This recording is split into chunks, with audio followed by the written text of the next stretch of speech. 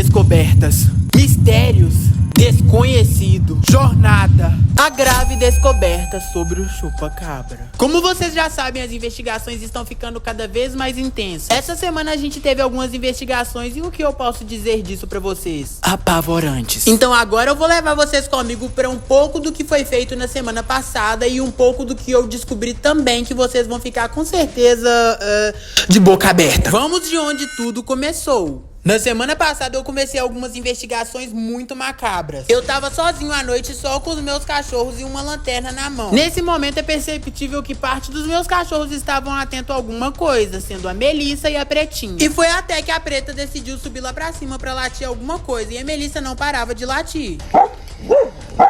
E foi aí que eu percebi que alguma coisa poderia estar rondando a tela da nossa casa. Bom, mas agora vamos passar pra outra parte que eu descobri mais um monte de coisa essa semana. Sobre a questão que parece ter uma coisa que tá rondando a minha casa, eu tenho uma coisa pra contar pra vocês, mas num próximo vídeo. Agora vamos voltar uns 3 dias. Eu comecei a perceber que algumas partes do dia a Melissa sumia. E obviamente isso me deixou preocupado e me despertou uma curiosidade do porquê isso estaria acontecendo. E foi até que nesse dia isso aconteceu.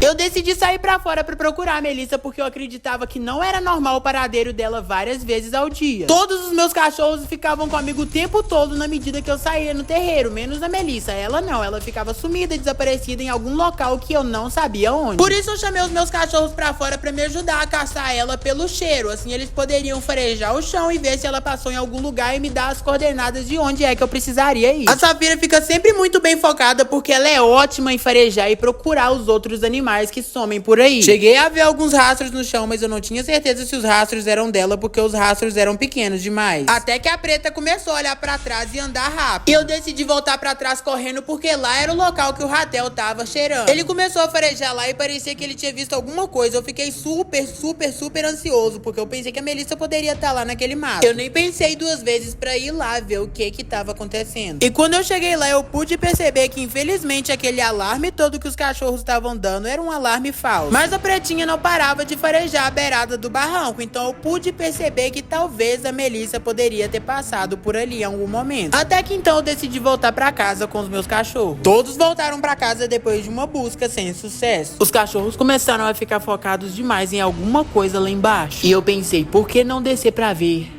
Por quê? Por quê? Assim que a Pretinha desceu, eu não tive mais dúvidas. Tinha alguma coisa lá embaixo. No mesmo momento que a Pretinha olhou pro lado, eu olhei também. E olha só quem estava lá. E é aí que nasce a grande descoberta. Eu acho que todas as vezes que eu procurava a Melissa e não encontrava, e mesmo assim em outras ocasiões ela pudesse estar com a gente, isso só nos diz uma coisa. Talvez ela seja um híbrido.